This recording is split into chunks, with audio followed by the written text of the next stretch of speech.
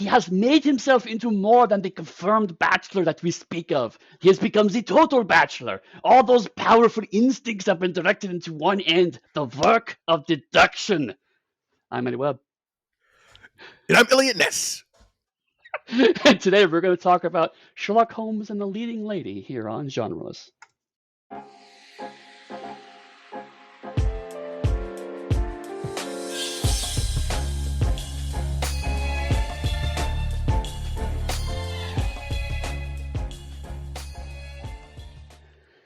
Hello and welcome to another episode of Genreless. And before we get started, I want to say these episodes are all my fault. I made all these choices.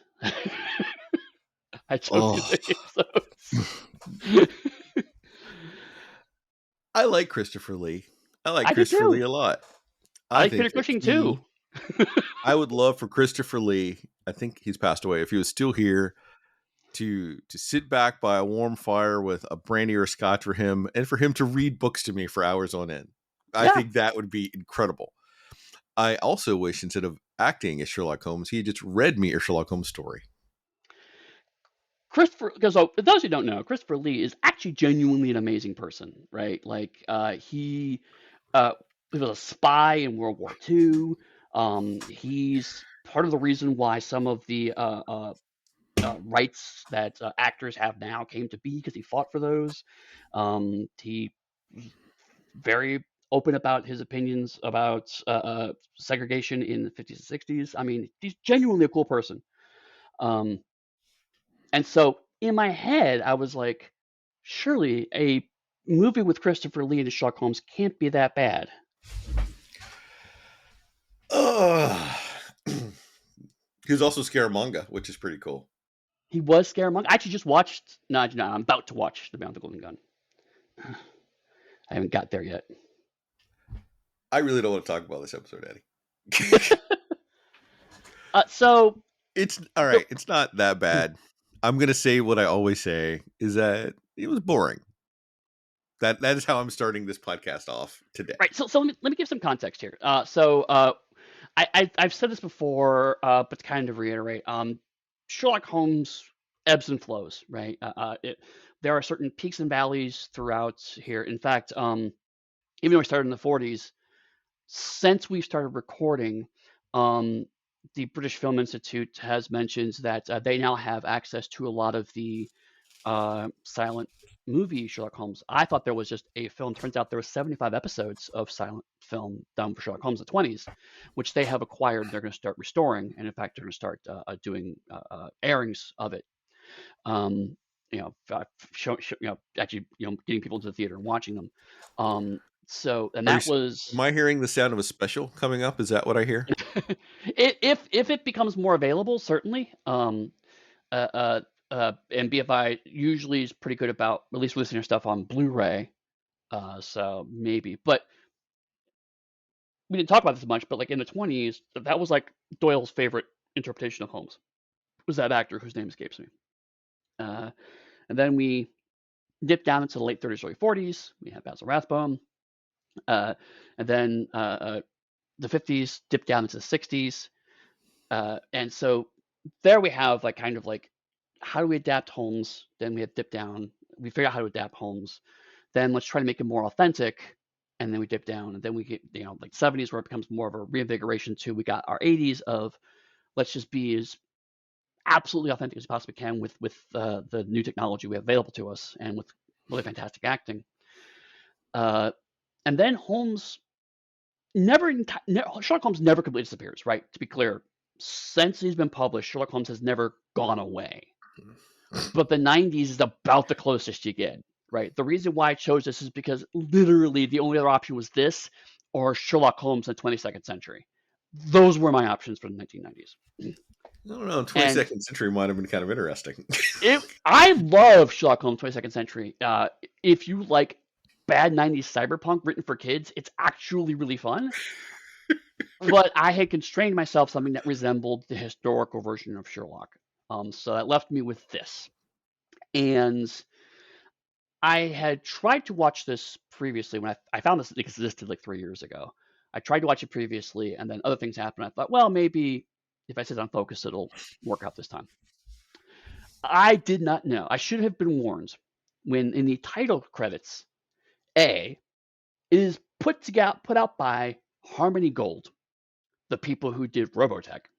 So quality already is what you're saying. So you should have raised your expectations, because if you go back and think about it, they made Southern Cross the greatest anime to ever be made in existence. You couldn't even finish that with a straight face, my friend. And then they partnered with, and I am not making this shit up, Silvio Berlusconi Productions. That's a great as name. in the former Italian prime minister who was involved in several sex scandals back when that mattered to politicians. How could you not be with a name like Silvio, though? Like, that's, for all of our listeners named Silvio, I apologize. I made a joke at your expense, but I don't really mean that apology. So take that for what you will. Our one listener named Silvio is now offended and has quit. But so basically, this was meant to be a television series, right? They tried to put together a TV series called The Golden Years. The idea was it was going to be Sherlock Holmes in the early 20th century, which is not, on the face of it, entirely bad concept. But what happened was they wanted it to be heavily serialized, which in the 90s wasn't really happening. Babylon 5 was doing serialized television, but everyone was telling them it was a terrible idea, right? What about the incredible, we've already covered it before, and I always like to bring it up, Twin Peaks? That is the only case where serialization people still accepted it, because it was basically soap opera, right? Well, this is basically a soap opera. And that's what I'm saying. That's where you kind of see the way in, is that they didn't write it like a genre fiction as a mystery. They tried to write it like a Sherlock Holmes soap opera. And so by the time on the surface is not a bad idea. I like the concept, just the execution. Not a bad idea. So they filmed it. They never landed the TV deal. But then they filmed this and another story back to back, basically. So they got what they thought 8 episodes to get started. Didn't get the deals. They turned it into TV movies, but TV movies have to be 2 hours in length, which is 130 minutes runtime. So they had to break each story into two-part movies, which is even more awkward. Hilariously, in the UK, the movie-length television series is actually kicking off now, because of Sharp and what's the Poirot. Both of those are taking off, and those are 2-hour runtimes, I believe. No, is it Poirot? Well, one of those. Perot was the longer ones, because it's definitely not Marple, because Marples were keeping to like the 50-minute time That's frame. what I thought. Right, yeah. So Poirot, the ones that are 90-minute long. Sharp is 90-minute long. So like ITV had been finding this format working out, but also they did smart thing, like each episode self-contained in that hour and 30 minutes. You don't have what is with commercials a 4-hour long movie. I think they should have gone a completely different direction and gone for the 30-minute version, almost like EastEnders. And then you have like a little 30-minute, you stop. And with commercials, you can make it 30 minutes and span it over, like 2 weeks almost for one of those. Honestly, lean more into the soap opera thing. But the one thing that really struck me while watching this is way back in our superhero run, I constantly kept bitching. I think you did too, but mostly it was me saying a lot of those MCU shows, they could have just been edited together into a movie. Well, now I've seen that, and I kind of regret the analogy, because this is not a good way to watch this. I would have preferred to watch it as individual episodes. All right. I 50% agree with you. The thing is, it wasn't edited, and I stress the word edited. It was just kind of slammed together. If you edited it, it would have probably been infinitely better. Not as slow, and I just can't get past that Watson. We're not even there yet. The Watson run on the bridge. Oh, Eddie, is this your favorite Watson? God, no. And that's the whole thing about this. Like, with one one casting choice I could argue was good. Everybody else seemed like they were miscast in this. This is a casting problem. I too like looking at Morgan Fairchild. Right? Yeah, Morgan Fairchild's the only one that I think was actually a decent casting choice. Also, it's like um, the only one who actually kind of knew what the show was supposed to be doing. I think. And I will have a complaint about her later, but right now I could see that. My problem is, and I don't want to sound overly ageist, but the difference in age between her and Holmes and the romance they're trying to get didn't work for me. Well, it was flawed from the start, right?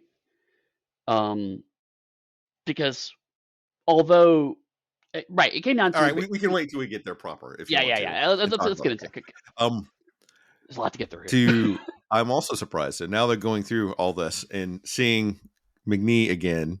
Oh God, did you know that this is not his first time playing Watson? Actually, no, I didn't.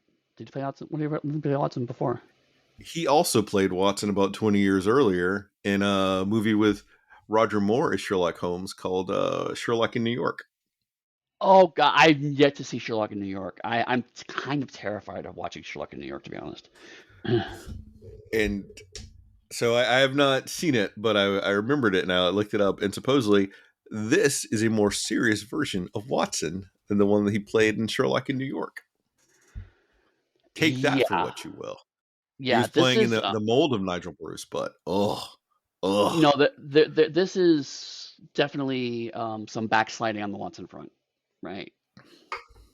Yeah. But I mean, again, where we're kind of at here is that um, a lot of people, well, not a lot of people, the handful of people who are making Sherlock Holmes stuff now probably grew up on reruns of Basil Rathbone and maybe even a little bit of Howard. I can only hope. Um, so the Jeremy Brett run is actually just finishing up as this was being released. So there's not been yet a nostalgia for the Jeremy Brett run. That will probably happen. That will start happening in the 2000s. People being informed by the Jeremy Brett run will start to actually pay out in about 10 years from now.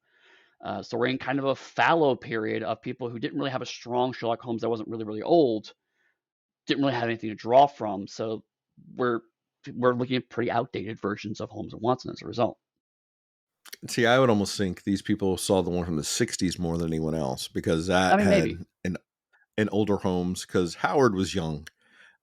Brett, when he started, was youngish too. Right. Sorry. Um, I misspoke, not Brett. Excuse my misdoing my Sherlocks. Yeah. But they were both younger. When we hit the 60s, it was actually an older Holmes, and 70s was an older Holmes.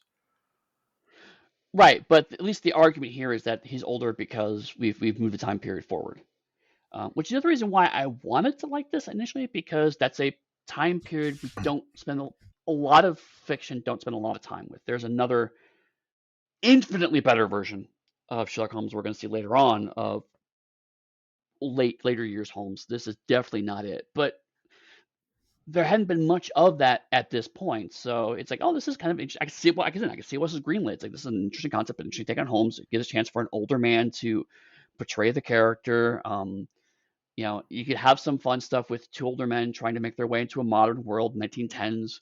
Um, it's just every single turn you could have made between quality and not quality. They kind of chose a not quality off ramp, and whew, I'm curious if it was more budgetary constraints is why they continuously made the lesser of the choices they can make every time. given that they filmed all of these more or less at the same time, and it was always meant to be a television budget. I completely believe that's true. I mean, these Okay. are marketed as movies now, but they're very much made for TV movies, and you can tell that just the way the whole thing looks. Okay. You told us about the greatness it is Christopher Lee. Who is Watson? What about Irina Adler? Who played Sigmund Freud? That since you use that quote, I'm gonna have to ask you that one specifically. Well, And is that an actual Austrian accent? that I don't know. I couldn't tell you that. Um, but I mean, that's another problem with this. Is like this cast is fucking huge, right? Like, you mentioned. I mean, so Morgan Fairchild's playing Irene Adler. which she's had a very illustrious career. Patrick McNee, I may be misremembering, but yeah, I believe he was the lead on the Avengers TV show in the '60s. Yes, am I remembering that right? So he became the lead because the first season of the Avengers had some doctor as a lead, and he was a sidekick. And Right, that I think that guy wanted more money or something. They got rid of him. Then it became Steed, who was Patrick McNee, and two or three other women who replaced him. Like right, so. right. But also there's a lot of what I like to call stunt casting in this. So, like, I mean, Christopher Lee probably and Morgan Freeman are probably both the big stunt casting in this. But also, um, we'll get to it. But the character who plays the lead in the opera is Engelbert Humperdinck of all fucking people, right? It's like what? There's like easily over a dozen characters with regular speaking lines in this. It's just huge. Which again, to your point, implies that there's some soap opera DNA in here, which is not bad, but this is not the way to do it. Even as I was watching it, I was thinking there are too many characters in here. Yeah. You needed to trim down the cast if you're going for a movie. If you're going for a TV series, it's okay to have been larger, but then it still wouldn't work because if it's Holmes on a case going to different places, these people we more likely won't see again. Right. So dozens of people with a bunch of lines to slow down and pad your runtime doesn't help either way. Now, Right. if he moved and did all of his cases here, it'd be perfect because then you have all your cast everything established and they could build out their roles and their dynamics. Yeah, and this is one of the few times where I will say, like, I think this could have been done better now, because with the slightly shorter episode times, you could do it so like each of these cases is actually a whole season. And so you have the cast for that season, and so a Yeah. couple cast members go into the next season. But that style of anthology show is a little more normalized now, so people go, okay, we follow the leads along, but the supporting cast could change over each season. That's a more approachable way of doing it. And then you can have these longer, drawn out cases, but also then you can have things happening outside of Holmes and whatnot. I think structurally, you could do a nice solid 6-episode season of a whole case like this. It's funny that you mentioned that. So we're showing the kiddo right now WandaVision, which Hmm. she suffered through the first 2 episodes. Didn't like them. The third one is where it turned around for her Right. because it went past the talking about different decades of television. It hit more Marvel. Hmm. And as we're watching it, we look at the episode length because we have to send her to bed. So we're saying, she can stay up a little bit late for the episode because it's listed as 34 minutes. And I forgot, because I haven't seen WandaVision since we talked about it last time, is that it's about 20 minutes of show and then 15 minutes of credits. Yeah. So Yep. would you say shorter runtimes? I'm thinking that like it could easily have been that. And if you needed to buff it, you just put 20 minutes of credits at the end. As much Yeah. credits as you have actual show. Who cares? Oh my God, yeah. As opposed to this episode, at least, which has like almost no credits, but it's fine. Yeah. Who? All right. Didn't say who Sigmund Freud was? Do you know the actor that played Sigmund I Freud? actually don't All know. right. No. Unknown, unimportant TV actor is now what we will call you. Okay. Sir appearing in this film. Right. And there's a fair number of those, right? There's a lot of people who I looked them up on IMDb casually, and they have a list of credits, but nothing seems noteworthy. So you have a few big name stars, one very random choice, and then a bunch of other people who had slightly different things. Like I think the director and the critic are a comedy duo, but their faces look familiar, but I cannot place their names. Okay. Because I almost recognize, I want to say the person that played the Emperor or whoever he was. Mm-hmm. He looked really familiar. I think he played some other role like it, but I didn't care enough after watching this to go look him up. That's how little I was like. Right. Yeah. And I know we're playing our cards real early on this one, but like this was so usually when we do these, I at least swipe something from Wikipedia or a fan wiki, and then I'll adjust the text a little bit, and sometimes I'll just reread it just to remind me what happened here. Shockingly, no one has written a plot summary of this beyond like a one sentence Sherlock Holmes meets Eliot Ness and Sigmund Freud, which is true, but also avoids the entire plot. And so I had to write it, and it took me days. This is the most work I've ever done for a summary for this podcast. You say that, and it's just not this. Remember, I pointed out when we were covering Murder by Decree that I couldn't find one. I wrote Yeah, that one from top to bottom, and that yeah, took some work. yeah. So this is what we do for you, but also makes me think we want to reconsider some of our choices in the future. Oh, we could say that, but we're not going to do that. No, we're not going to do no. We're willing to inflict the pain because we enjoy it. Because as I said, it's not bad. It's just not great, and then it's not great, and it's kind of dull. But as I mentioned before, I liked looking at Morgan Fairchild. I have some questions about Christopher Lee, why he chose to be Sherlock Holmes out of everything he could do. I don't even know his interpretation of Holmes because each episode feels different.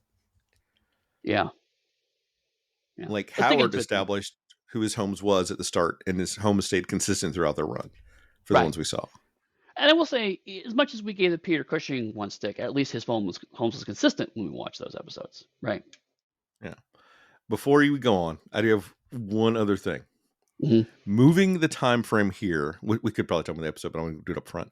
Moving the time frame here, though, it makes the Holmes and Watson relationship feel odd because it hasn't progressed or moved for the 40 years they've been working together. And Watson feels more like a manservant throughout the entire course of the series than a partner, than an actual doctor, than anything else. Including the part where he literally becomes a manservant. Yes, that role feels like he was already doing it anyway. Right. No, you're right, because the for lack of a term, the canonical relationship, which there's very little of his retirement era, this era in particular, where they're still together. Holmes still working. He's not yet retired. We almost know nothing about, but still we know either end of it, and they have evolved into peers by the time Holmes retires.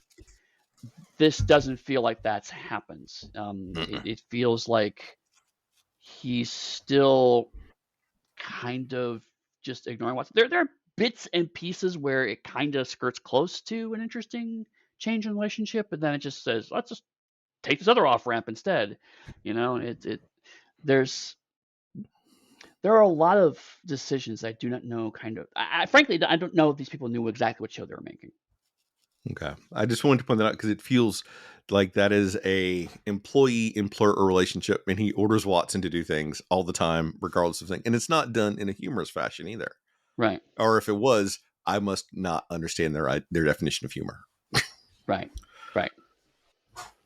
So okay, But we can get into it. so part one, Vienna, 1910. An inventor sells off his remote detonation device to a British military man, but the plans are stolen, leaving behind a flyer to the opera Die Fledermaus, which stars Irene Adler. The inventor tracks the thief down but is killed in the struggle. In London, Holmes complains about his lack of work and age to Watson. Mycroft brings news of the theft to Holmes and demands that he goes to Vienna, where Serbian radicals work with a man named Oberstein to figure out how to use the stolen detonator. Before you Michael go Simpson. on, Oh, yeah? I'm going to stop you because I want to talk about that inventor and how, Eddie, I think I'm younger than that inventor was. I could be wrong. But I saw that old man run and I'm like, I used to run like that. I can't run like that now. And to see him battle a villain in the scaffolding at his age, oh, I wanted him to kill the other guy and then just go sell the detonator instead. Right, right. That is the best action we're going to get this entire show. And I will, since we're stopping here anyway, I will note that Oberstein actually is, if you remember back in the second stain, Holmes mentioned 3 names of possible agents the plans could be sold to. Oberstein was one of those names. Ah, I So did not ostensibly, remember this that. is that character that was referenced in Second Stain. Cool. I like that as a nice touch. I didn't notice that I love. Yeah, yeah. So efforts were made. Mycroft is completely wrong. And not even physically. I'm over the, yes, Mycroft is presented as being overweight, but doesn't necessarily have to be. I don't think it needs to be. But Mycroft showing up and just barking at Holmes to go there, it's like that's not how Mycroft works. That's never how Mycroft works. It Um, it is like they were still trying to keep to some of the style where Holmes is in his sitting room and someone comes and offers him a case. right, right. They're trying to go with the classic structure. They use Mycroft as to the thing, but it like they should have the prime minister show up or something. You know, it's like it can. Oh, I know that person, but that person's not acting in all the way they're supposed to. And given how large the cast is, the prime minister should have been an easy ad. But by doing that, you remove Mycroft, which gives you a touchstone for Holmes. People can say, ooh, I read that. I know who Mycroft is, compared to random prime minister. Right. So again, it's weird that like they did a relatively deep cut like Oberstein, but yet kind of just messed up how Mycroft's supposed to be portrayed. Which felt like maybe the person who wrote the script had a very strong idea where it's supposed to go, and the people who directed and produced the scripts had a very different idea where it's supposed to go. Ah, so you're saying it's the age-old thing about how a writer has a brilliant idea, but the people that make the money think it should go a different direction. I Brilliant is a strong term to use for this Hey, script. I'm going to be saying a lot of negative things going forward. I want to put some positive up front, which is why I stopped it. I want to talk about how I saw the opening credits and I was like, was it having us watch? But I was intrigued by our inventor who was there saying, hey, I got this. I want to sell it to my own country. And they tried to lowball him how the government would, how most Yeah, people would. And he says, Pander's back. I could go somewhere else and they would pay me these absorbent amounts. And I'm trying to help us out. And they right. go, okay. I like that play. I like that dynamic. The And to acting be honest, was okay, but I liked the feel of it. yeah, and to be honest, like this at this early stage, I was kind of getting a Briscoe County Jr. vibe, right? Of Mm-hmm. the I've made this amazing invention that we recognize as modern day technology, and how does that shape and modify the world? And talking about what the ramifications of this technology coming up too early, so that kind of slight sci-fi edge to it. I was like, okay, Yeah. and it's set, filmed at roughly the same time, so even the film stock looks roughly Briscoe County Jr.-ish, right? So it's like, okay, if this is a British Briscoe County Jr., I'm in. It's not, For but people that I don't had know, hopes. we covered Briscoe County Jr. for the Patreon, and I got I to use a did. quote from Briscoe County about the coming thing, and that is perfectly encapsulated here, as you were saying, and I loved it. I Yep. loved it. Like this part, Yep. I loved. Five Yeah. minutes. Yeah. Yeah. Enjoy it while you can. All right. So Michael Simpson Makepeace, an assistant to the ambassador and huge Holmes fanboy, greets Holmes and Watson in Vienna and takes them to meet Sir Reginald Chumley at the opera, who tells what he saw of the theft along with his wife, Lady Violet. After the opera, Holmes goes to talk to Adler during the after party, where the director confronts a notorious and abusive critic. An American named Ned Elliott tries to force Adler on a date, so Holmes intervenes and invites her to dinner instead, surprising Adler. As Holmes goes to leave, he notices a pair of shoes hiding behind a curtain. He quietly marks one with some lipstick and departs. Later, the man with the marked shoe arrives at Holmes' hotel and introduces himself as Captain Franz Winterhauser, a police officer who threatens Holmes and then leaves. At dinner, Holmes ignores Adler's hints at romance and starts interrogating her about the night in question. In frustration, she confesses she saw something but doesn't remember what it was and points him to the director who's at the cast party.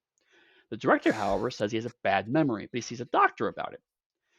Holmes invites Adler back to his hotel. Adler thinks she's being seduced, but Holmes actually wants her to try on a coat he found in a room that's similar to the one that was worn by the murderer. Adler demands to be taken home, and Holmes wakes Watson to escort her home. Let's pause there. So we have the whole Holmes is more obsessed with the case than with Irene Adler. Before you get into your very pertinent thing, I'm going to point out. I said I had a negative comment about Morgan Fairchild's acting, Yeah, and it's right here when she is supposedly an opera singer. right. Uh, she's not. Basically, I'm saying she's not Manila vanillaing it well enough for me. Is what it boils down to. Her She's lipstick is off. she's like, ah, and it doesn't even look like there is enough vocal anything there to. Right. Ooh. That's it. That's my big complaint about Yeah. her. Yeah, she's That's kind all of I lip got. flapping. Um, but yeah, no, I mean it's like we've established that Holmes is not interested in romance, but we're at a point now in people have tried to pair Holmes and Irene Adler together as a couple for a while, but around the 90s is when that starts getting a lot of steam, where that becomes the default perception of Adler. She is Holmes's girlfriend, quote unquote. And so this is the point where you start to see that shift pretty happen to where it kind of occasionally alluded to now that's just the default assumption. So when you pick Irene Adler as the person who's going to act opposite Holmes in this story, you have to kind of address that. And instead, they have Holmes doing what appear to be funny bits that aren't actually funny, of Holmes being way more interested in the case than he is in her. And it's if you're doing it from the sense of we want to start from scratch, so people who don't necessarily know the stories can know what's going on, that's fine. But then you have the opposite problem of okay, these two have some kind of past relationship, but Holmes acts like he doesn't care about her. So what's that all about? And if you do Yeah. know the stories, it's the Holmes has never felt that way. So why is this a surprise to her? Would you mind giving a 2-minute overview of the Holmes and Adler? Because I don't think it's anything we've covered so far. And we're That's fair. talking about it because we know it, but our listeners may not be as familiar. That's fair. Irene Adler was in one story, um, the Adventure of the, and I just like it's the one where the King of Bohemia hires them, uh, and basically King of Bohemia was dating Adler. Now he's going to get married. He hires Holmes to get back some incriminating photos of him and Adler, and had Adler straight up beats Holmes. He has an elaborate plan to try to get the photographs from her.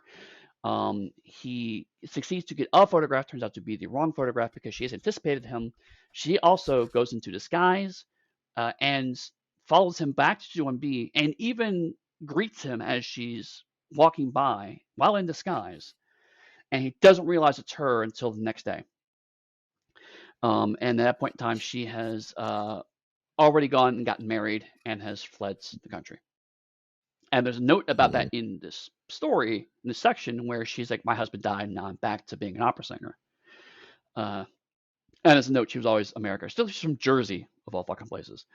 Um, so For our Jersey listeners, Eddie doesn't mean that as derogatorily as it sounded.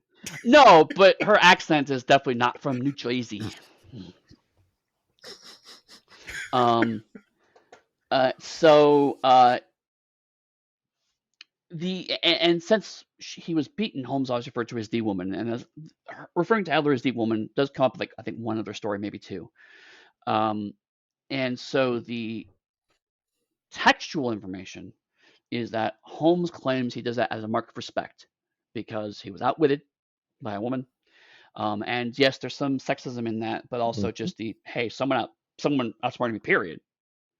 So you're now the woman because you are the best person because you defeated me.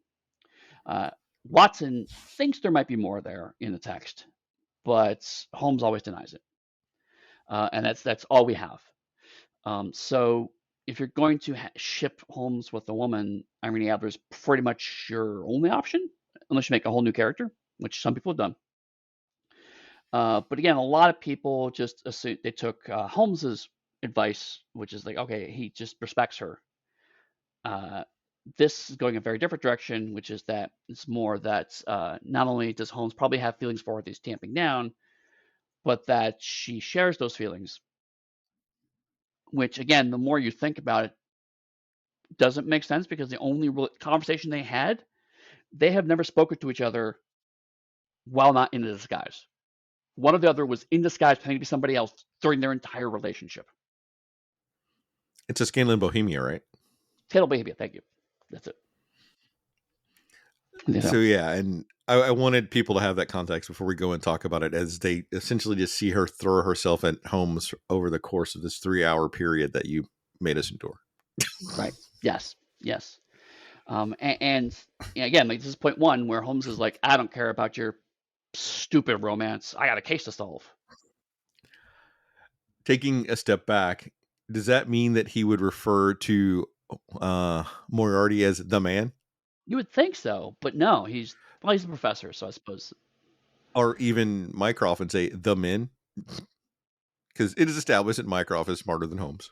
That's one of Yes, the things that's always been there. And sure. so therefore we could assume that Mycroft has beaten Holmes and Moriarty has beaten Holmes before. So then they would be the men. Right. Right. And you know what though, Eddie? To help bring this back to a more Chris-centered place, if they added boys before it, then they would be boys. No, You're still no. missing the two men. Oh, I'll be here all week, folks. Tip your staff. At breakfast, Watson complains Wait, there's no way to but know what all Adler. right, we really got to talk about this piece though, because No, we this don't. is Oh, plot. This is what we do. I make the jokes, your face drops, and then we go back to anything that's relevant. Oh, all right. The scene between Holmes and Watson was my least favorite interaction I've seen between any Holmes and Watson we've had to date. I don't enjoy the derogatory nature of the relationship that I've already put up front. yep. But then to have Mycroft come in and for Watson not to get Holmes, who he's been a partner with now for 50 years, when he's trying to play hard to get for Mycroft, also breaks characters. Right. The thing is for me, I guess, throughout the entire piece, that I won't mention again, is that it breaks all their characters throughout the entire course of each episode. Right. And if they were doing something interesting with that, that would be one thing, but no, they're not. What are your thoughts on the actual opera scene itself when it pops up, when you get a chance to see it? It does the job. It's so for the rest of the 3-hour thing, the Deflator Mouse is like central to a lot of this plot. So we're gonna see a lot of this opera house and a lot of Deflator Mouse, which is probably because this is one of the few sets they could actually organize, right? So it's we paid for the set, got to use it, right? So I get that on some level. But Eddie, yeah, Eddie, what's Deflator Mouse? it's an opera. What's it about? I don't know, man. I don't watch opera. Come on. All I don't even know this one either. So the only thing as I know far about as we know, the only thing about the Deflator Mouse is that he is a villain in a tick. That is all I know. all right, good enough. Otherwise, I can say it's just about deflating mice, which then would lead to a whole other conversation. No, it's about a bat because the Deflator Mouse is a bat. The flying mouse. Come on. Do you even speak German? No, I don't. I speak very bad Spanish. I speak some bad Japanese. A little Spanish in there too. Oh, okay. All right. And questionable English. Right. So I mean, yeah. The thing is, like, it really feels like the opera is here just to justify why Irene Adler is here because she's an opera singer, which again is fine. But she could have been anything. Right. Like, and there are other characters related to the opera that are not even supporting cast; they're like tertiary cast. Except for one which randomly becomes very important in the end. So the actual why it was an opera and what happens there and why it needs to be there, it just feels it's largely unused. Like we have this scene with the opera. And I think we have one more scene of the actual opera being performed, and that's it. And it's really just supposed to be people in costumes, have them lip sync and move around on stage, I guess. but her understudy becomes important later. Again, randomly and briefly. Which admittedly could have easily just been like a friend that she had or a neighbor. Right. The fact that the inventor fell from a high place onto the stage is actually the most interesting part about the opera.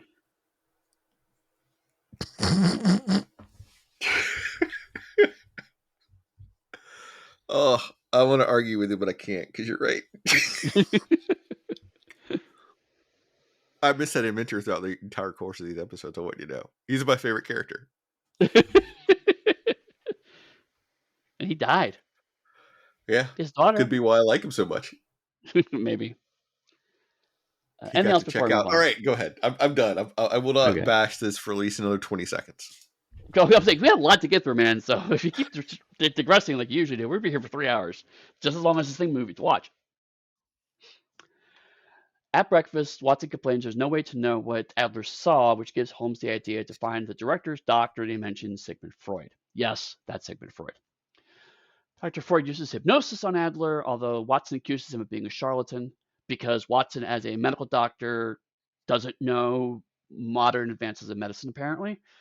She tries to recall the events, but something stops her and she screams. Frustrated, Holmes goes to investigate the scene of the crime above the opera stage, where he finds a monogrammed kerchief. Watson is able to deduce that the doorkeeper was lying about not seeing someone and resolves to scare him into a confession. Mr. Simpson Makepeace reveals that he's to be Holmes' assistant and inadvertently offends Holmes by implying Watson isn't up to scratch. Holmes goes to speak to the male lead, Earnhardt Bohm, who asks him why he missed his cue before the murder. Using the monogrammed kerchief, Holmes deduces that Bohm was with the woman before his cue, but Bohm insists that he didn't see anything, so Holmes vows to find the woman in question to see if she saw anything. Outside the door, Simpson Makepeace watches Watson threaten the doorkeeper. The doorkeeper flees, and Watson and Simpson Makepeace, quote unquote, give chase before both Watson and the doorkeeper fall into the canal. Later, Watson admits the doorkeeper lied because he left the door to get a drink, something Holmes already knew. Back at the hotel, Holmes deduces much about the woman from her kerchief. She's English, she's well-to-do, she's upper class, over 30, and her name begins with a V. Thus, she is very likely Lady Violet Chumley. Stop there. Sigmund fucking Freud. Right. So, amazingly, not the first time Sigmund Freud has showed up in Doctor Who, Sherlock Holmes fiction. This is the second time he's done so. Much better done the first time, which is the 7% solution. But also, the 7% solution basically destroys the entire concept of Sherlock Holmes, which, if you're into deconstruction, and I am, is fun, but you can't really do that same Sigmund Freud here. Ugh. But the 70s started we saw it with Sherlock Holmes versus Jack the Ripper, so that 70s started that trend of Sherlock Holmes plus famous person. Yeah. And this movie thought, let's cram as many famous people as we possibly can into it. We're in Vienna. Why not Sigmund Freud? Which goes back to a larger problem, is that they're more concerned about putting in people for little bits than the actual plot and building characters, which doesn't work for television series. That's what I can't get my head around. If you're trying to make something for TV, you want your leads to be as dynamic as possible to get viewer engagement, to get you a regular gig, and then you can start doing whatever this is. Right.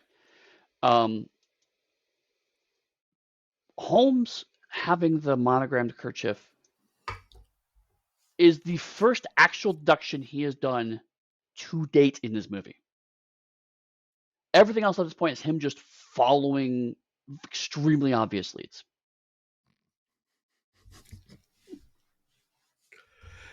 Are you saying all he's missing is someone sending him anonymous notes to tell him where to go? Right, yeah, exactly. You should go here this time. Okay. As I mentioned, Baum is randomly Engelbert Humperdinck. Like, okay.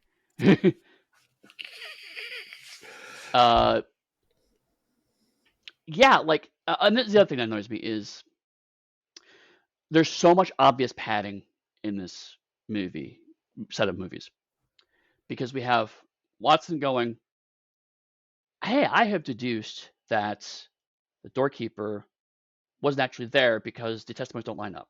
And I thought, oh, cool, Watson's getting some actual deduction to do, right? Watson has figured a thing out. And Holmes goes, you should go check that out.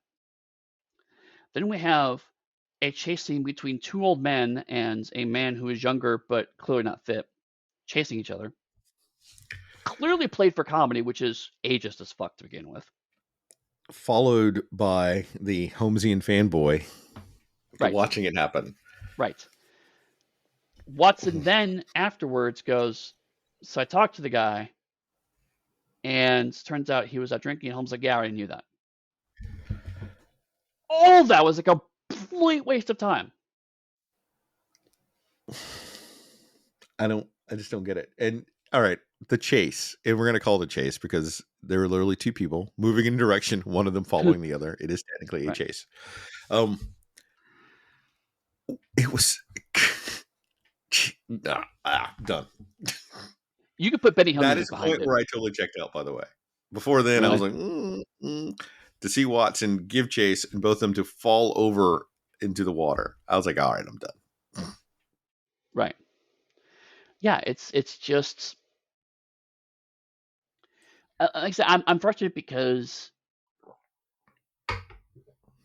even putting chase aside for the moment, right? Let's assume all they did. If Watson been like, hey, I figured this thing out. I went to talk to the doorman. He ran. I chased him down. I got the information. Holmes went, cool. That's useful. Thanks. I now know where the doorman was. He's not part of this murder. Yeah. But Holmes like, no, I already knew that. And even better, you could have done all that without the chase, right? Watson could have just gone over there and like, the actual scene that exists is, I know what you did. Confess. And then just cut to Watson going, okay, so I talked to the doorman and he was drinking the whole time. So not only is it padding, but there's padding within padding.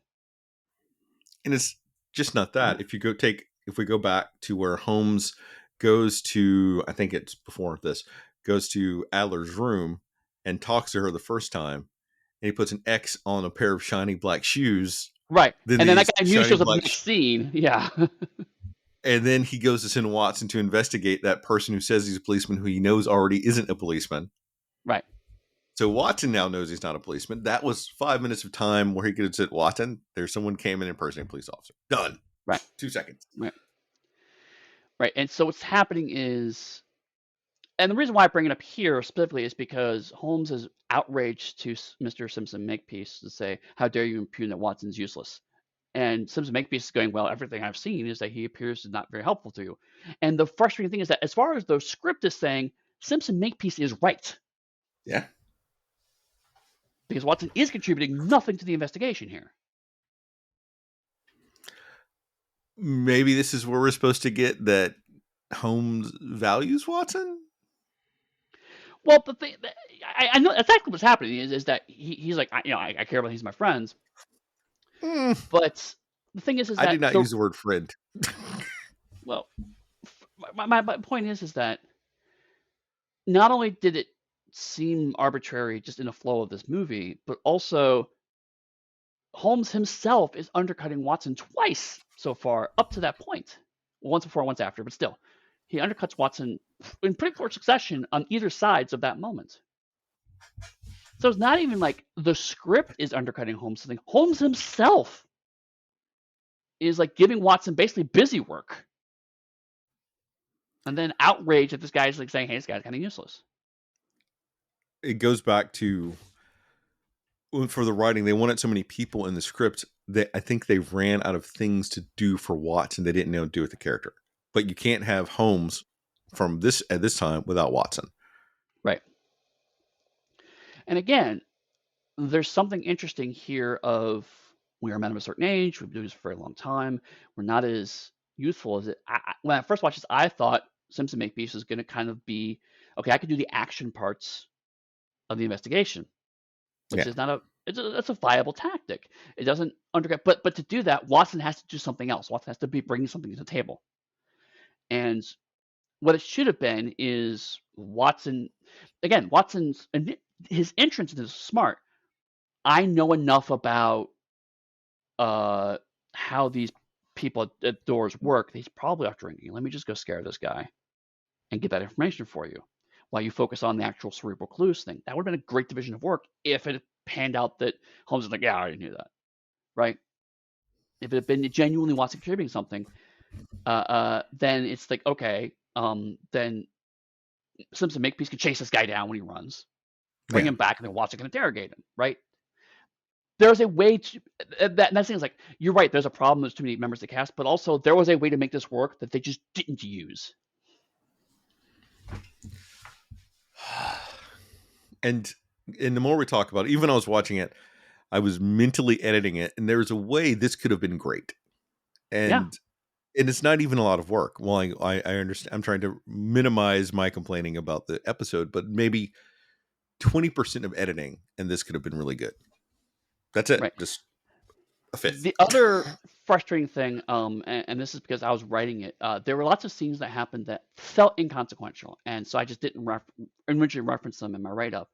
And then like an hour and a half later, they would call back to it, so I have to go back and add that piece in, and sometimes you even have to rewatch it to remember what actually happened in that moment, so I can reference it correctly. So there's a lot of stuff here that's happening that feels really disjointed, like just stuff is happening, but it doesn't have a satisfying and all ties together at the ends. It just kind of stuff happens, and then eventually stuff matters. Isn't that the writing process? Oh, I mean, fair. That is kind of, that's plot in a nutshell, right? Stuff happens, then stuff matters. That's how plots work. I get that, right? But again, well, I'll save it for a little bit later. But sometimes the movie goes too hard to remind you of things, and other hard just doesn't remind you of things at all, and you expect you to remember. It's a very weird disconnect. Anyway, anything else about this? I don't think so. All right. Let's get to the rest of part one here. In Adler's room, she admonishes her maid for wearing Adler's clothing, but then dismisses her before Holmes arrives for supper. Adler tries to keep Holmes from talking about the case, but Holmes presses her to find out what she saw during the murder. Mr. Elliot shows up again to eavesdrop on their supper. Adler rebuffs Mr. Elliot and he stomps away, while Adler's maid sleeps with one of the radicals and tells him what she knows about the murder. Nearby, Mr. Elliot writes a telegram saying he's still looking for, quote, the doohickey. The next day, Holmes and Watson ask for a current list of foreign agents operating in Vienna, but the file has been stolen by Simpson Makepeace, who is also setting up the arrangements for a party by the Austrian foreign minister. Holmes sends Watson to Captain Winterhauser to ask for the police's foreign agents list, but Watson discovered there is no Captain Franz Winterhauser. Holmes discovered that Irene Adler is heading to the foreign minister's party, and she helps him get an invitation, but Watson doesn't get one, so he has to go disguised as Holmes's valet. At the party, Holmes confronts Mr. Simpson Makepeace about the stolen file, and he says he stole it to try to intercept who sold the detonator. Holmes questions Lady Violet, who admits she was too, quote-unquote, preoccupied to notice anything on the night of the murder. Later, the Emperor arrives at the party and fanboys over Holmes and Adler, while Winterhauser, Mr. Simpson Makepeace, and Oberstein all slip away from the party. Oberstein knocks out Winterhauser, but Watson wakes him up and confronts him about not being a real police officer. Winterhauser storms away, but Watson finds a piece of paper in his pocket, which Holmes deduces is a coded cipher from Tsar Nicholas, making him likely to be a Russian spy, but we as the audience already knew that because of his earlier scene. Adler slips out into the garden and is stabbed. End of part one.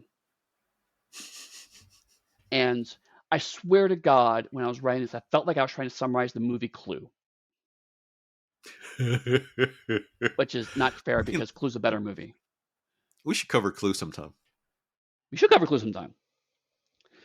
And what we'll do though is we'll go and we'll put it in a hat, and we'll put 4 different versions of Clue, depending on which ending we want, and one that has all 3 endings, and then we draw out the hat, and that is the one that we'll cover. And we'll never acknowledge the other endings at all. Just there's only one ending. Correct. Unless we pull the one that says all 3 endings. Right. Oh, people would hate that. Right. Oh, yes. I would love it. But so I feel like the whole point of this was to kind of show how all of the different threads we've been watching come together at the party, and then pieces start to connect. But that's not what happens. Unrelated threads continue to, not only do unrelated threads continue to happen, but even more shit is thrown in the middle of this, right? Like, so the whole Simpson Makepeace steals the file, only to reveal, I was just trying to help, right? Complete waste of time. The only thing that does is to set up, oh, and by the way, this guy's going to the party, which is where all the plot's actually happening at. If he has access to it, why wouldn't he just copy it? Right. Or just take it out, write down the names, put the file back, and go. Yeah. It's or just saying, hey, I am a respected member of this. I've been assigned to you to your assistant. I'm just going to go ask for the file and I was get trying to it. stay I was trying to stay like shady, but if you want to do the official means, yes, that is something he totally should have done because that was his job. Right.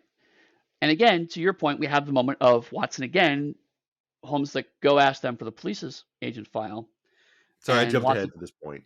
yeah. Watson says, there's no Captain Franz. And Holmes goes, oh, I knew that. And it's like, then why did you ask him to do it in the first place if you knew it was a dead end? Mm-hmm. Again, I thought Watson discovered something. I thought Watson did a thing that was kind of cool, and Holmes immediately undercuts him again. And I understand that we're spending a lot of time talking about Holmes undercutting Watson. I want to take a moment to speak about there is no reason this was Irene Adler in this. Yeah. She has no purpose. Her character isn't strong enough. How that character is from A Scandal in Bohemia. It could have been random woman that was infatuated with Holmes. That's it. Like Yeah. there's no other purpose for a character. I will say, to my point before we started talking about this, is that I genuinely think Morgan Freeman is trying her. Morgan Freeman. Morgan Freeman. Whew, very different character. Morgan Fairchild That'd is be a different. That'd be a different movie. But a then we'll different go Irene back Adler. and stay with my original premise of Holmes and Watson being a couple, and then it would be a throuple. Yes, let's make that fucking movie. That's what your AI technology should be doing, making that movie. No, Morgan Fairchild. She genuinely seems to be trying to make this work. She's trying her best to play a woman who is trying to seduce an older man and is intelligent and has her, plans in place to try to make this work without coming across as being manipulative. I Yeah. feel like she's managing to thread that needle pretty well. But unfortunately, that does mean the script occasionally has to make her say really obvious shit. Yes. And it's It's just Holmes is like, I'm going to this party. I can't go. I go to the ambassador. The ambassador can't go. She happens to show up. It's like, oh, I'm going to that party. I can get you an invite. And she's there purely to motivate the plot. I'm annoyed by many things about this movie. And because Adler is a great character that could have done so much more. And yeah. Adler should have her own show. Let's just say, like, could have had her own TV series or movies. I believe there's a series of novels basically where Adler starts her own detective agency just to be like, I'm going to spite Holmes, so I'm going to make our own detective agency and do better, which is a great premise. In my mind's eye, it's kind of like an Iris Waldheim sort of series. So, oh god, that would be awesome. Oh, could you imagine Iris Waldheim being Irene Adler? I don't even better. I could. That'd be pretty awesome. But that leads to, I think, version of that show. Oh, I'm digressing now. The grittier version of that show would be Benny Summerfield as Adler. Oh god, yeah. Have you read that? I'm sure you probably have, the one where Benny does actually meet up with Sherlock Holmes and basically sleeps with Watson. In a lifetime ago. Yeah. That was great. These are Doctor Who jokes, by the way, in case these are all doesn't know that. But so what I'm kind of going here is like, but also that leads to the point of like, she was clearly cast because she is an attractive woman. She's also a good actor. Don't get me wrong, but it's clearly the reason why she was cast. And so, yeah, it seems like the visual age difference is really strong. Yeah, and it looks super awkward.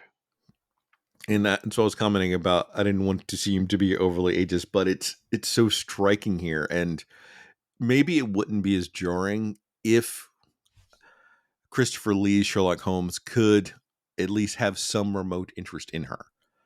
Right. which would then add to their chemistry level. But right now, as he's playing someone who has no interest, or at least acting like he has no interest, and she's playing she has too much interest, it feels wrong, and that on top of it adds to the awkwardness of the situation. Right. It doesn't help by the fact that Mr. Elliot has twice now just basically straight up tried to stalk her, and at one point in time gets as close as 90s television can present to trying to force himself on her. Yep. And you mean you don't like the line where Elliot says to Holmes, "There'll be other nights, Mr. Holmes," and walks out? Yeah, it's just like, so you're gonna sneak back into her house on a different night when Holmes is not there? That's okay. That's a choice that was made. So I mean, going back to the actual plot though, it's like, okay, so they go to the party and people slip off and do stuff. Okay, fine. And there's actually a good beat of Winterhauser's going after Oberstein. Watson finds Winterhauser, knocks him out, and there's some confusion about that because Watson's correctly going, "You're not a police officer, therefore you're suspicious. Therefore, as far as I know, you're involved in the murder." It's a valid assumption. Yeah. And Holmes comes in and looks at the piece of paper and goes, "Nope, he's a spy for Tsar Nicholas." And it's like, what? It's the power of deduction. Don't you understand that?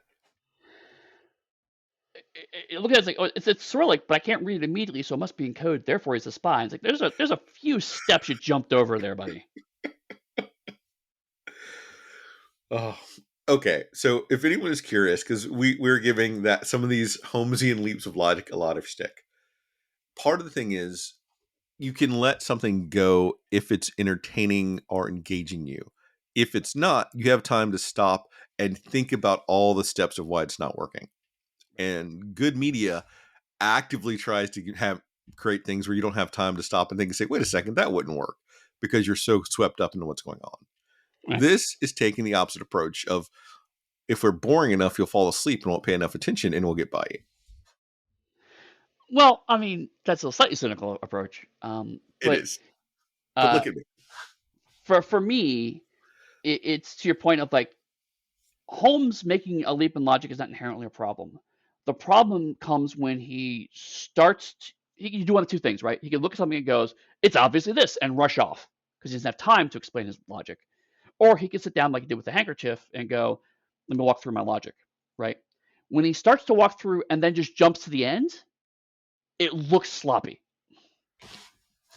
So if he says, "I look at this," and starts to do it, and he says, "I don't want to explain anymore," he's a spy, right? That's what. Frankly, if he even said, "I don't have time," he's a spy, that would have actually been fine. Yeah. Because you're lampshading the fact that we're not going to explain the whole thing of logic. Because he doesn't, it looks like he's explaining his logic, and therefore that is his entire chain of logic. He's explained it all. And it's like, yes, but there are a few links missing in your actual chain here. Your chain of evidence is missing a middle bit. Oh, your 7-link chain only has 3? Right. And then it just hard cuts to someone in Adler's clothes getting stabbed. That is what you call a cliffhanger. You, as a Doctor Who fan of old, should understand a cliffhanger when it pokes you. And that's what it did. Okay, so hold on. When we get to part 2, I'll tell you why I did not like this cliffhanger. But it definitely, in the editing, feels like, oh shit, we ran out of time, and we have to have this bit in here.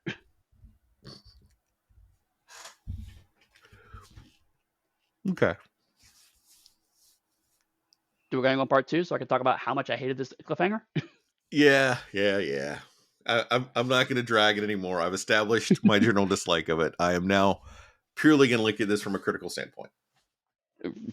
You're a liar. Holmes goes to Adler's room to wake her up, and Adler admits her maid never showed up to wake her. It turns out the maid had a midnight rendezvous, and Adler lent the maid her costume for the party. Watson tells them both of the maid's death, and Holmes says Adler is probably the intended target. I'm actually going to stop there because this is bad for 2, maybe 3 reasons. 1, we see a woman dressed as Adler stabbed. Next, we go to Holmes knocking on the door, asking for Adler, and she just walks up to the door. She opens the door. And so There's an initial moment like, okay, how can that be? But then they just started having a casual conversation. There's no urgency whatsoever about this. Say, oh yeah, I overslept. It's weird. My maid never woke me up. But she wanted to go to the party, and I lent her my dress, even though I probably shouldn't have. You'll remember a scene I referenced earlier on that I had to add back in because I thought it was a bullshit scene. Turns out is important in the fact that it was wrong because she intentionally during that scene yelled at her maid to stop wearing her clothes. Now we have this scene where Irene's like, I gave her my clothes. Like, you just had a scene where you said you don't want her to do that. Hey, Eddie, remember that time the doctor crawled down his own umbrella over the side of a cliff at the end of an episode? Dragonfire Remember is that better time? than this. Dragonfire is better than this. I like Dragonfire. Anyway, so Oberstein is told that the maid, not Adler, was killed. Oberstein is noticed by Simpson Makepeace, who recognized him from the party, but later Simpson Makepeace is found dead with the plans for the detonator in his pocket. Holmes disagrees with the police's assessment that Simpson Makepeace is one of the thieves and reveals the plans are actually a forgery. After yet another encounter with Mr. Elliot being creepy, Holmes breaks into Oberstein's flat, sees blood on the floor, and deduces that Simpson Makepeace followed Oberstein to the group of thieves for the detonator and was killed for his discovery. Holmes deduces from clues in the flat that the thieves sold the plans and detonator to a foreign agent on behalf of a political group from Budapest. Oberstein sees them. Oberstein saw them and fled, and Oberstein sees them in the flat and flees, and Holmes chases them to the top of the factory before having to kill him in self-defense. Is that a chase? We've established that a chase is just two people following each other in some sort of line. So, by your definition, yes. Whew. All right. I have to go to the fight scene. Do How? you? Yeah. Yes, it is. It is gripping. It is dynamic. Did you see how Holmes was battling that guy up there, teetering on the thing? As he stepped on Holmes's fingers, Holmes had the sheer skill to use his cane to grab that leg and flip that person over the side. Do you understand the brilliance of that? Is horrible, Eddie. Like, I go back with my original standpoint, the inventor fight, best action throughout this entire series. To use the Doctor Who reference, that fight scene was straight out of Legopolis.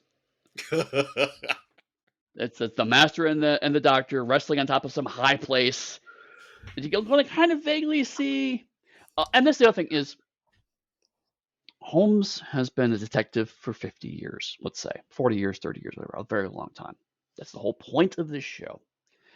The criminal mastermind foreign agent that he has chased down, says, "Please don't kill me, I surrender." Holmes helps him up and then is shocked when the evil spy punches him in the stomach. Shocked. do you not understand what a paladin-like character of Holmes would do? He would believe in fair play, much like Mr. Terrific, and help that person up, believing they had surrendered. It's not the helping him up that I have issue with. It's the look of shock on his face when he gets attacked. He should have helped you up, but if I'm going to help you up, but if you attack me, I'm going to shoot you. Right? Something. A good beat would have been Watson on the ground with a revolver pointed up at him to stop that from occurring. Yeah. And that would have given Watson a reason for being part of that chase. As opposed to just staring up and going, Holmes, no. Okay, we can go on to the other part. Well, the other thing is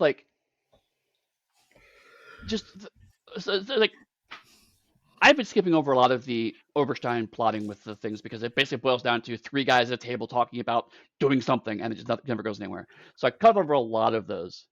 I vaguely recognize one of the plotters, though. I don't know who he is, but I didn't care enough to look it up. Right.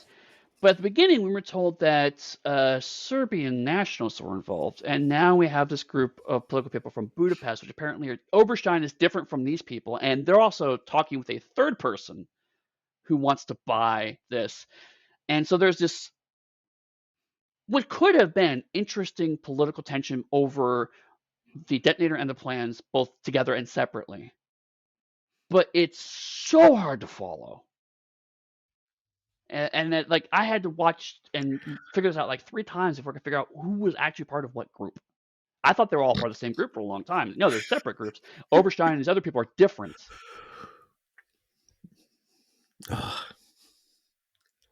I'm ready to go on if you are. All right. So back at their hotel, Holmes and Watson discover Dr. Freud waiting in their room, not at all creepy, wanting to assist in their investigation while the radicals continue their plans to murder the Emperor.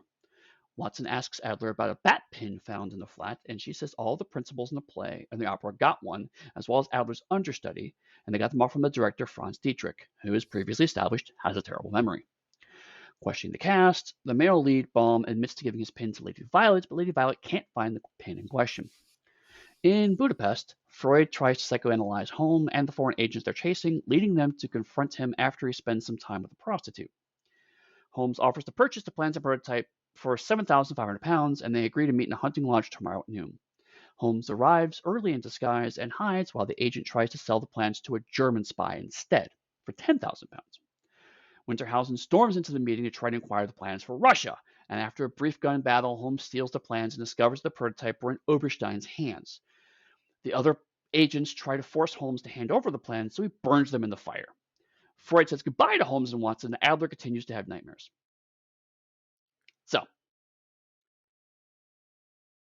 Dr. Freud shows up, literally in a room, says, hey, I want to help your investigation, follows Holmes to Budapest so they can have some awkward conversations.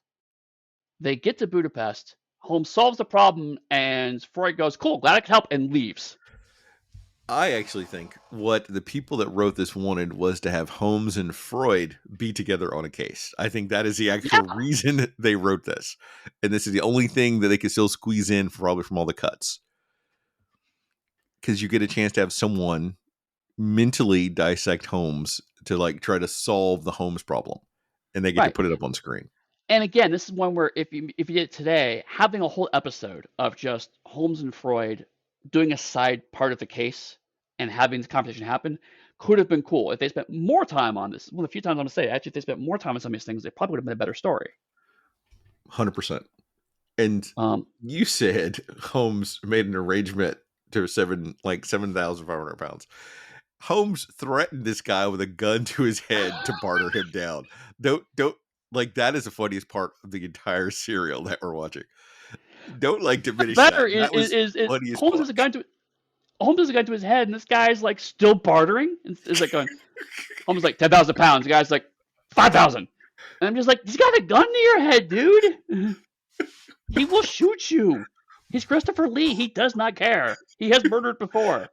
And then Holmes is surprised that he's going to sell it to someone else at a higher price when he shows up. Right. Well, he's not entirely surprised because he did go in disguise early, expecting to be betrayed. So, like, I will give at least Holmes that. And again, like, I think if there had been more time, this whole Germany, Russia, and Britain are all in a bidding war to try to get this stuff from Oberstein could have been interesting. But literally, the German spy comes out of fucking nowhere. We've never seen this guy before.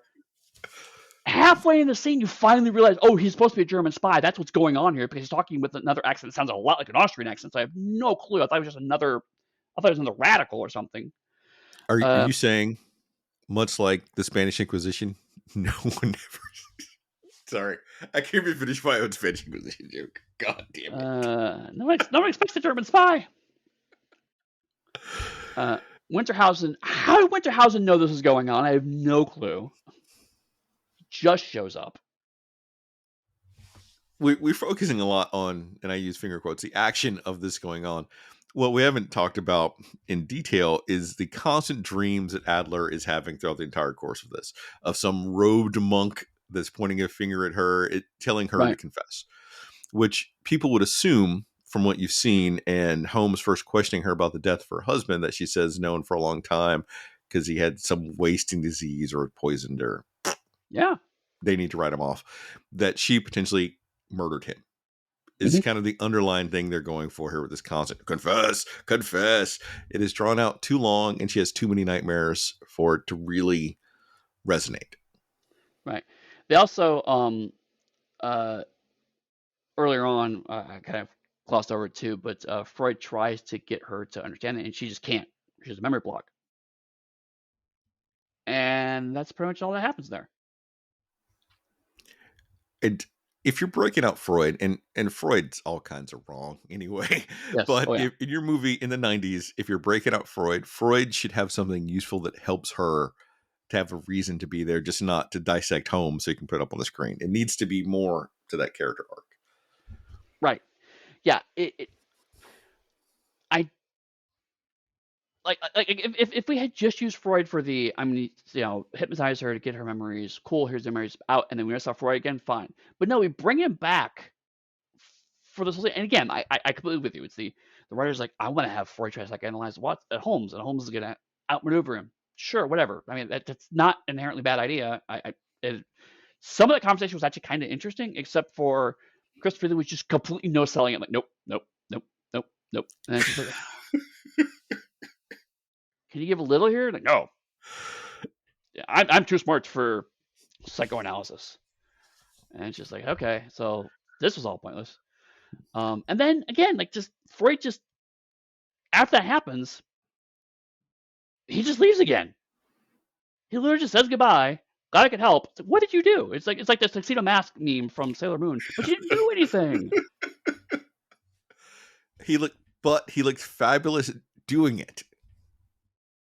For certain degrees of fabulous, yes. I'm talking about Tuxedo Mask, not so much Freud. Oh, no, yes, Tuxedo Mask definitely looks fabulous doing it. Yeah, I completely agree with you on that. Freud wishes he could be as cool as Tuxedo Mask. Fuck, who doesn't want to be as cool as Tuxedo Mask? Like, I no want to be a cool skills, Tuxedo Mask. nothing useful, but looking amazing. Right. Are we done with this? Or do you want to talk about Holmes burning the plans? Well, I mean,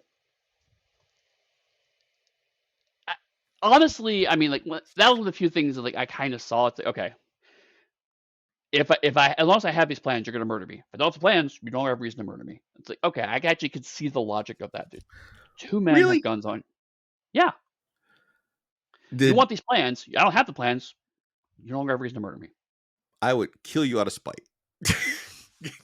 The human element. That's why you are a bad German/Russian spy. True. Sure. I would be bad at that. Much how I would be a bad mob boss because I would whack everybody. Just call it a day. Right. Why am I fucking around? We just kill all you guys. We'll be done. See? Yes. And instead, that's why I'm a podcaster and a writer. So you can murder people in different ways? Yes. And I can do it endlessly and not get in trouble for it. All right. You want to move on. I'll let you proceed. I would have still shot Holmes if he burned that. If my goal was to get that and he burned it, I'd shoot him. Done. Anyway, at the British Embassy, Holmes questions Lady Violet's driver. He claims to know nothing about the pin and then takes off in the carriage. Holmes jumps into the back of the carriage and it takes him to a side street where the driver changes his carriage lamp. Later, the driver tells the other radicals that he is apparently a part of that he plans to flee England now that Holmes is on his trail, so the radicals plan to kill Holmes through Irene Adler. Meanwhile, Adler asks Holmes to marry her, but Holmes refuses and has one last dance with her while the radicals put a bomb in the royal box at the opera. No, wait. I'm stopping you right there. She just doesn't ask him to marry her. She says that I could carry on your legacy and birth you a son. Do you like, I would physically vomit if I could right now at that line. I mean, I say this very, very loosely, but from a story perspective, I at least understand. She's the, okay, seducing you didn't work. Let me try to appeal to your logic and your fear of old age, which also fails. But if Holmes had some kind of reaction to this I think the scene would have played better. But without Holmes's reaction, it does, it just sound like basically her arguing for eugenics. And completely destroys her character. All right, you can go on. At that part, I needed to like vent a moment at. Let me finish. I want to talk about it. Let me finish this real quick. During the opera, the doorman again sneaks out to have a drink, and the radicals rush inside and capture Adler as she steps off stage during her performance. Holmes has told the abduction and briefly suspects Mr. Elliot before realizing that by finding the conspirators, he'll find Adler because that's how kidnapping works. Holmes goes back to the place where the cab driver led him to and discovers a secret door behind a desk. He finds Adler, but the radicals get the drop on Holmes. Luckily, Watson has his gun and shoots one of them down. The other gives up his pistol but refuses to divulge their plans. The survivor throws a knife at Holmes but misses as Mr. Elliot shoots the surviving radical. Mr. Elliot reveals himself to be Elliot Ness on his first case. Holmes, frustrated with Ness's incompetence, misdirects him to Bosnia. What part of this do you want to get into? There's a whole Well, bunch of stuff. so I mentioned before, like Holmes had started off by just completely like, I'm not interested in romance.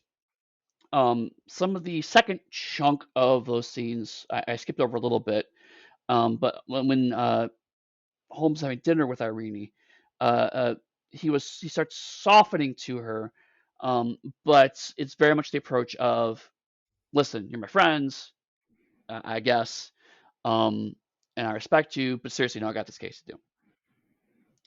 Now we're having this chunk where Irene basically straight up proposes marriage slash propagating his bloodline. And Holmes is like, no, still not interested, but I guess I'll have a dance with you. Right. Each of those, like to your point earlier, Christopher Lee's pitching Holmes differently each time, so it feels like he's kind of in a different emotional place each time. It's not an evolution. It should have been him slowly softening to Adler.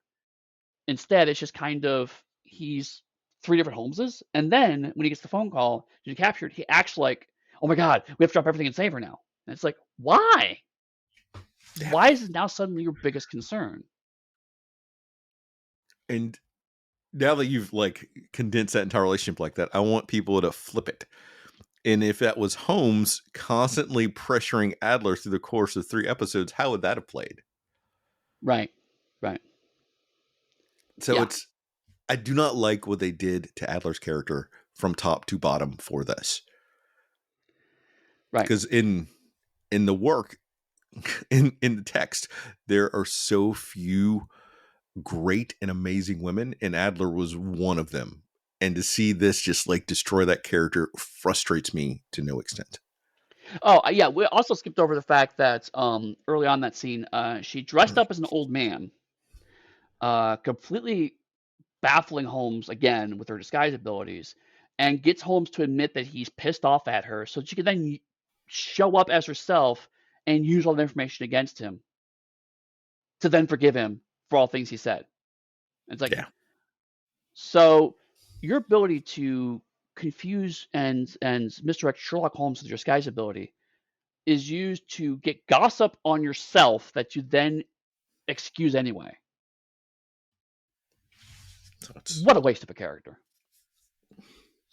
And then we find out one of the radicals just happens to be Lady Violet's driver. So it just really feels like the writer's like, oh crap, I need to figure out a way to get the Holmes to the radicals. I guess one of them works a driver for Lady Violet? Sure. There's so many plot holes in this. That doesn't even matter anymore, does it?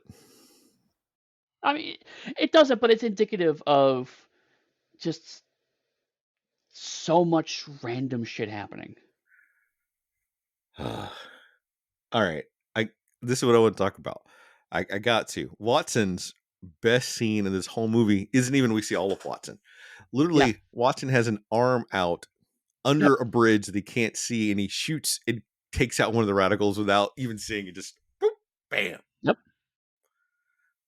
That is the kind of fighting and gunfighting skill that the gunslinger has from a Stephen King novel, because he followed his heart, Eddie, not his eye, his heart. Right. And then Elliot fucking Ness. Elliot fucking Ness. Do you know the reason why I don't like this? Why? It's 1911. Yeah. Right? 1910, but yeah. When do you think Elliot Ness was born? After that? 1903, something. He's effectively 7 years old right now in his first case. Well, that explains why he's doing so badly at it. What? And I think Hoover was older. because I think Right. Hoover started work for the Bureau of Investigation in like 1920. You might have been able to pull Hoover in if he was old enough, but Elliot Ness, he's not fighting like Al Capone to the 30s somewhere. He's way too And then uh, uh Elliot Ness stalked / sexually assaulted Irene Adler for no apparent reason. It has nothing to do with this case. Except for one throwaway line, he's like, I think she knows where the device is. Based on no context whatsoever. He then shows up, murders the last person who knows where the actual device is. And then Holmes gives him a letter that was given as a way to try to distract Holmes, and sends Elliot Ness off to Bosnia. And given how Elliot Ness was written in this story, probably the best place for him.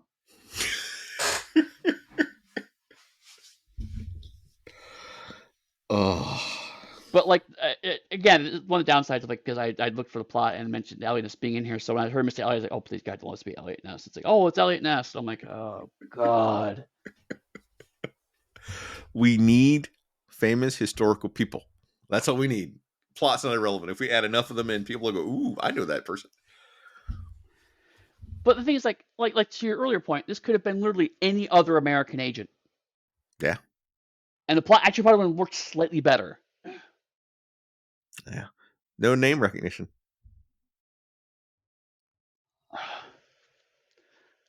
Anything else about this scene? No. I'm just Watson's amazing aim. Just an arm. Yeah. Bam. Yeah, that's the best scene in the movie. And it's so downplayed. So, all right. Let's wrap this up. Yep. Back at Freud's office again. He hypnotizes Adler to get her to remember again what the radicals were planning, because they were talking around her while she was tied up. From the scraps she remembers, Freud deduces that they plan to kill the Emperor at the opera. They rush to the performance of Deflator Mouse in search for the bomb. Captain Winterhausen finds them, along with the Emperor, and Holmes tells the Emperor that Winterhausen is a Russian spy. But the Emperor reveals that Winterhausen is actually working for him as a double agent. What the fuck is going on in this movie? Holmes decides to search for the detonator instead, is trying to find a bomb, which is in the hand of the critic from 2 hours ago. He's just has the detonator now. The director hands over a list of men named Franz, one of the names that came out in Adler's session, and Franz is like the most common name in Austria. Holmes looks him over and asks about one name in particular, who is the name of the critic who hates the director. Freud puts the pieces together, because why would Sherlock Holmes, the detective, put these pieces together? And Watson. The director remembers that the critic's real name is actually Bosnian, not Austrian. Holmes confronts the critic over the stage as Watson, noticing a flickering light in the Royal box, discovers the bomb and disposes of it in the river just like a detonator goes off. The critic falls from the balcony to his death in the grisly mirror of the original murder. Adler tries one last time to convince Holmes to accompany to America, to no avail. Back in England, Mycroft confronts Holmes about his handling of the affair, upbraiding him before being forced to admit that King Edward sends his warmest regards. As the movie ends, a text scroll explains that Bosnian nationalists eventually did end up assassinating the Emperor's heir, Francis Ferdinand, starting the First World War. So, Franz? All right. No. Freud. Freud, yeah. So Freud doing Holmes' job, yes. Freud is the actual lead of this entire series. They couldn't write a Freud thing because he didn't have enough name recognition to get away with, so they made it Sherlock Holmes and Watson. That's it. That's all I got. It should have been the Freud Files. Freud Files. Captain Winterhausen, who's not a police officer, not a Russian spy, but is in fact an Austrian double agent. For reasons. It's okay, so where does that get us, right? But the other thing that really pisses me off about that, Chris, is that if Winterhausen had just been able to buy the plans during the gunfight, this thing would be over. Because they'd be back in Austrian hands. So Holmes actually made things worse. because he interfered with Winterhausen's investigation. Well, just like a player character in a game. You Yes. gotta Yes. fuck up for a while before you get it right. This whole thing feels like the game master had an end scene in mind and just rewrote some shit in the fly to get to that scene as much as possible. Shit. Where the I don't know. Oh, the critic. We haven't used him yet. He's got the detonator. Sure. How? Reasons. And you have the audacity to compare the Holmes fire escape, Holmes like scaffolding scene versus the opening credits. It is nowhere near as good. Holmes is like, I could go up the ladder. I could not go up the ladder. And the guy leaping over, and I use leaping very, very loosely, moving over to the other piece, that does not compare to my inventor battling like the thief and assassin up top before he plummets to his death. This is someone saying, we got like 5 minutes of screen time left. Let's kill this guy. Bop! Dead. Blah, blah, And blah. then Mycroft again just no. yelling at Holmes. What? Okay. I think someone watched the Batman movie from the 60s. Yes! Batman getting rid of a bomb. And they're like, Some days you can't get rid of a bomb. Watson, we know what we're going to do. That is what I thought the entire time. And I was like, and I was thinking Adam West could be a better Watson than Patrick Meneas. No, I actually said that because I was thinking the exact same thing, and I was like, I don't know if I want to make the Batman reference, but yeah, the whole time I was like, some days you can't get rid of a bomb. It was so painful. Okay, but then the Mycroft stuff, like Mycroft's like, oh, I need the detonator and the plans. You need to bring back either of them, and Holmes is like, well, I kind of just save the world, and this is so pissed me off. So Mycroft's like, the King's thanks you for it because if you had not done this, you'd have plunged the world into World War. And Watson says, that's stupid.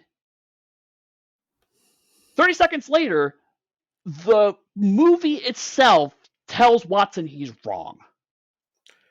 Well, not Holmes. We've established the movie tells Watson you're an idiot. We've established the scripted plotting has undercut Watson at every single point throughout the course of this. Up to this point, I could put a lot of that onto Holmes being an asshole. But now the movie itself is like, no, seriously, Watson, you're an idiot. To make it absolutely. And when I saw the rolling credits, I was just like, I'm so mad at this now.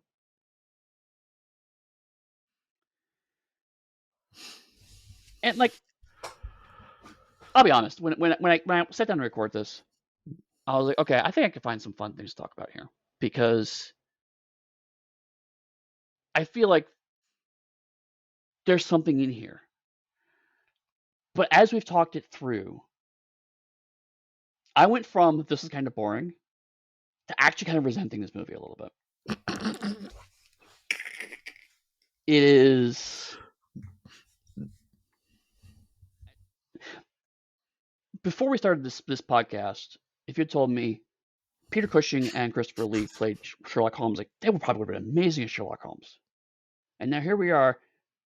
I think you may agree with me. Probably the two worst ones we've seen so far. Yeah, it does go back to one of our original things that we figured out along the way, that it is very different when you're just watching something compared to when you're critically thinking about something and how it flows. Yes, that's absolutely true. Eddy watching this like 3 years ago wouldn't have thought about it the same way. I think Eddy watching it 3 years ago was like, this isn't great, but it's Sherlock. Right. Eddy critically thinking about it, this is an abomination that destroys and poops on the thing that I love, is what we have today. You're not really wrong. So I also say, you may have noticed when at the end of the episode, I said we were going to watch Incident at Victoria Falls, and I put in the show notes we're actually talking about Leading Lady. Part of that is because I had fallen asleep there and forgot what it was called, and so I just got the names transposed. I want to see the one where he meets Irene Adler. That's the one I wanted to talk about. But I did actually watch the first 10 minutes of Incident at Victoria Falls, and it was Sherlock Holmes and Watson go to Africa. and I did not want to continue watching Ooh, God no. because I did not realize Victoria Falls is in Africa. That's all right. So, once again, as always, we acknowledge that we're figuring out our podcast as we do it, and we're 3 years in. Wow, that's just ridiculous when I think We'll about figure this shit out. it. And we'll never figure it out, really, because we do it for fun. And we originally said for a while after, God, what was that? In season 2 when we did it, about the anime that was so bad that we had an entire episode talking about how bad it was, how Yeah, we wanted to not do stuff like that. We're going to watch things before we do it. yeah. You can see that lasted for maybe about a month or two. And then we decided, let's throw some stuff out and do it. We will continue to try things because I think part of it is it pushes us as viewers and as critics, because at the end of the day, we are actually critics now. I think about it, Right. to find a way to engage with it, to bring out the positives and the negatives of something. And sometimes we side on one side more than the other, but it's still fun. Regardless, I know that you made me watch this boring thing, but it's still fun because I know that I was getting to have this talk with you about it, which is going to be the Right. fun part.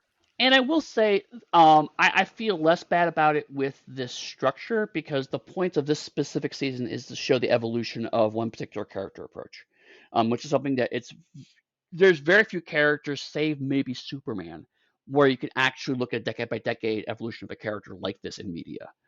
I could push back and say Batman and Spider-Man.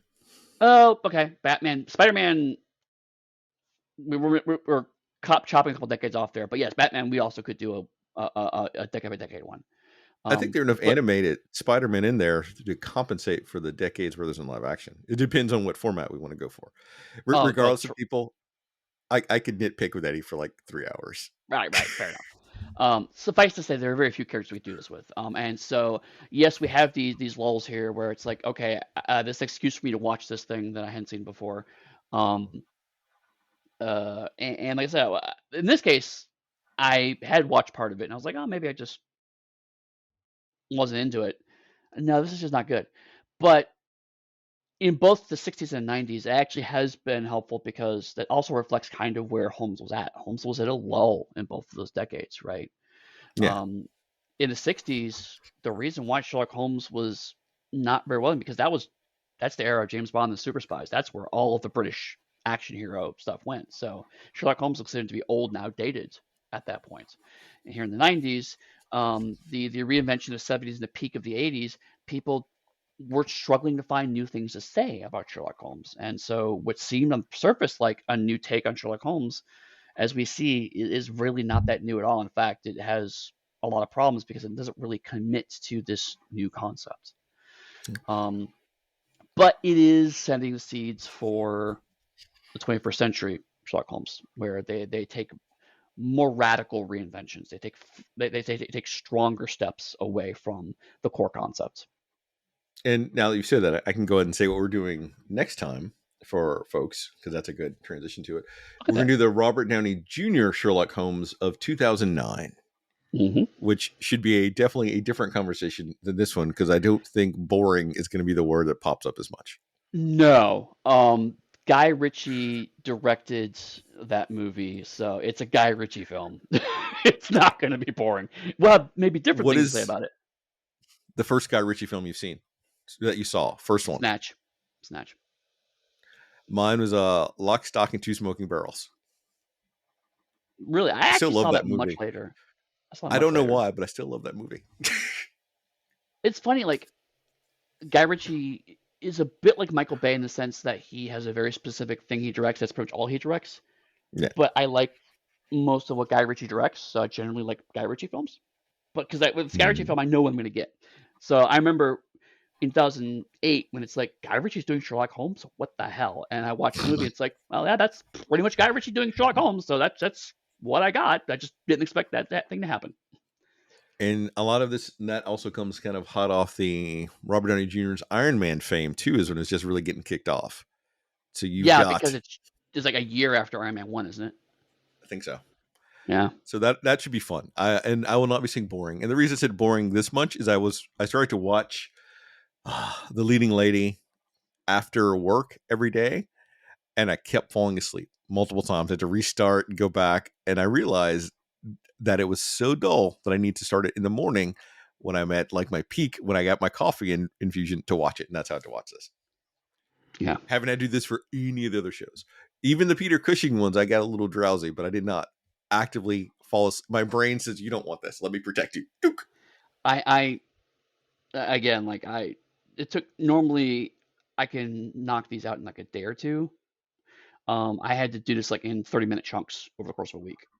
And I was sick during a chunk of that, so I mean, I think Yeah. some of that may have been the sickness, but my brain after half an hour is like, there's so many plot threads, and again, it constantly it's like, oh, this character that we saw in the side scene once is now suddenly relevant, so I have to go back and reference like, oh my god.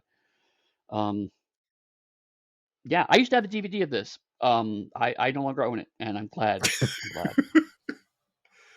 Okay. We're done now talking about Leading Lady. Eddie, if people are looking for you on social media or to buy your stuff or to come and talk to you about Christopher Lee and Patrick McNee as Holmes and Watson, where can they do that? Crying in a corner, questioning my life choices. But otherwise, you can find my work at Pug Steady. That's my website. That's the best way to find me. I have links to all my social media. What little of it I still do.